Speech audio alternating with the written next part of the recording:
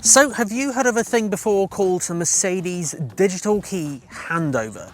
Now, I've heard of it before, but a few of you have asked me to make a video on it. So, I've done my research, and here is a video on exactly how it works, what it does, what you need to set it up, and of course, some precautions as well if you're going to use that feature. So, let's take a look. Now, digital key handover is basically a way of sharing the use of your car, for example, but without directly giving a key to someone. So this could be like a friend or a family member or even a neighbor or someone like that. It's shared basically via the Mercedes-Me app, but does require a few steps to get it set up in the first place. To clarify, guys, as well, and this is very, very important, this is not the digital key which featured in the new Mercedes-Benz E-Class. So this is the one where you can basically link your car to the Apple Wallet app on your phone and not even use the key. This feature on Mercedes is not that. This is to share your car with others. So you, the primary driver, will probably have the key. So I would have the key, for example, but then others who use it basically can use it digitally. So that's the kind of concept of how it works. Now, obviously, you're going to need your car linked to your Mercedes-Me account. Now, if you don't know what Mercedes-Me is, basically, I'll summarise it really quickly, just for those of you who don't know. Mercedes-Me is basically like the remote services for Mercedes. So basically things like the app where you can unlock and lock it remotely, track it on a map and do other things. But I'll link the full video down below if you want to know how that works. But digital key handover is one of those services. So the Mercedes-Me app looks a bit like this here. So we'll throw this up on screen so you can see. Basically, you can see here's your car, remaining fuel and all sorts. Digital key handover is one of these services on here. Now, I haven't actually seen a way of telling if you have digital key handover on the actual car itself using the multimedia screens. The only way I've seen is literally on the app. So on here, if you tap on the menu button on the top left-hand corner, then tap on your car, then go into Manage Services and then Comfort. You should see digital key handover here if you have it and if it's compatible with your car. There is another way of telling as well. If you tap on the little picture of the car in the middle on the home screen, then you should see digital key handover literally here, and that's what we're about to go on in a second. But one thing I should also add as well is that the Mercedes-Me app, as it always has been, is a paid for service. It's called the remote package. So I believe it's free of charge for the first 3 years from the car's registration date, but it's chargeable after that. So this isn't a free service. It just kind of falls in part of the Mercedes-Me remote package app. So what do we do then? Well, basically what we do, I've got the spare key here. Now the main key I've removed from this scenario because I'm out and about at the moment, and normally you would just leave it in the house, but I don't really want to leave it just over there. That's a bit dangerous. But yeah, basically I've turned the main key off. So I'll link at the end of the video how you can actually turn the main key off. So there's a few tips and tricks you can do with the key. But basically, the main key is not here. We'll just have to pretend that it's not here. It's in the back, but it's not here.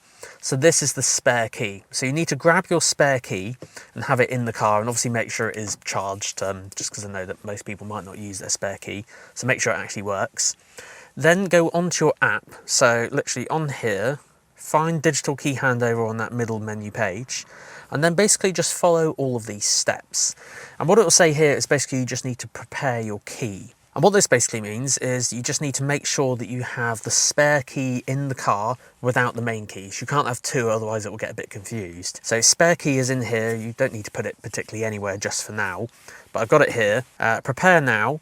Then it says deactivate the vehicle key as soon as it's deposited in the glove box of your vehicle. So yes, you're going to leave this key, the spare key, in the car, but you're going to deactivate it. So this car's quite clever. It can actually turn the key off. So I'm going to do this now. Let's put this in the glove box.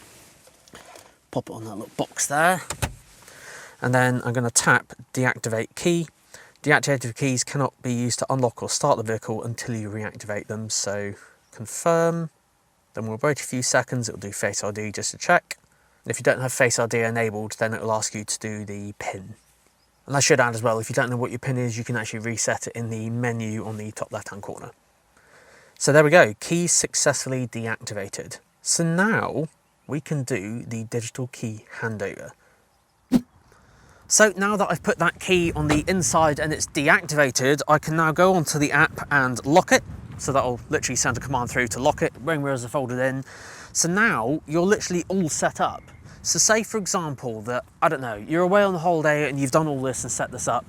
Say for example, your neighbour needed to move your car because it was blocking something or access or something like that. I don't know, I'm just making up an example.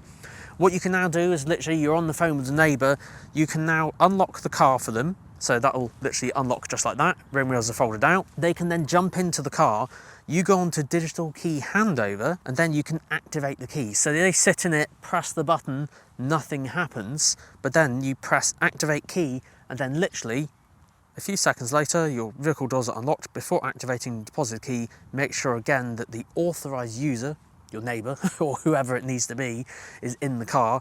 Confirm, and then by magic, that key will now be activated and they can start it and turn it on and drive it around. Now, of course, then if you need to deactivate it, so when they finish with it, you just go back on here and then deactivate it afterwards. So you basically turn the key's function on and off remotely. It's pretty cool. So I guess a few of you might be wondering, why on earth does this feature exist when you could just literally give someone the key? To be honest, I do tend to agree with a few of you on that one, but I can think of a few use cases potentially, as I mentioned at the start, where you may want to do it this way instead. So it's a way of you controlling it remotely, so saves you having to physically give someone the key. So maybe on holiday and, you know, as I said, neighbour wants to move the car or something for some reason, I don't know, maybe access, or friends or family need to use the car and you didn't realise or didn't set that up beforehand and the key's in the safe or something, I don't know. It's just another way of doing something and some people may find it useful. So guys, before you go anywhere, I thought I'd just cover some security kind of important notes on this kind of particular feature. So these are very, very important. So first and foremost, one thing I noticed, I tested this out this morning, this does work with co-users as well. So my car is currently linked to my Mercedes-Me account, but if you have any friends or family members that potentially have access to the car as well, I just made that one up this morning using another email just to test it out. But yes, if you have any other users who have access to the Mercedes-Me app for your car, they can also turn the keys on and off as well. So just something to factor in. So the second point is to actually make sure your key is deactivated.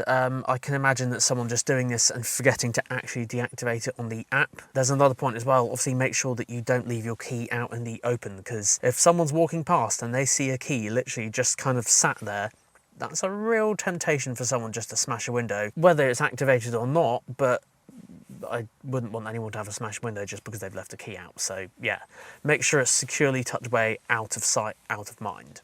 But yes, also make sure the key is deactivated via the app as well. And you can press buttons on it. So if you press the unlock and lock button when it's deactivated, the light will flash, but nothing will happen in the car because it's turned off. It's pretty cool. The last thing is actually, sadly, just a bit of a boring one, but this is to do with car insurance. Now, Mercedes-Benz do state this on their website as well. Make sure you check with your own car insurance company just to make sure that they're happy that you're going to leave a key in the car. Out of context, that does sound, you know, quite bad, but it is activated and deactivated via the app. So you might need to explain how this works or something like that. A few of you might be thinking, oh, I don't need to tell the car insurance company that. I would aid on the side of caution just to be sure. You know, it's better to have asked than something happen and then they void the entire car insurance and then suddenly you owe thousands of pounds, as in thousands of pounds. These cars are expensive. So I would ask first just to be sure, and kind of, I do side with Mercedes on that one just to double check the car insurance. So there we go guys, that is the Mercedes-Me digital key handover. Are you going to use this particular feature and make this key a digital one and share it with anyone? It's a different way of doing it for sure. I think I'll stick with the traditional method and keep this in the safe at home, and then I'll just use the main key. But yeah, let me know your thoughts in the comment section down below. Now, if you want to know some tips and tricks on how this key works, there's ways you can turn it on and off and only unlock the driver's door, for example, loads of different things. Have a look on this video right here, because I filmed this one at my local Mercedes-Benz and covered all the different little hidden features and things you can do on this key. So yeah, have a look on that one there.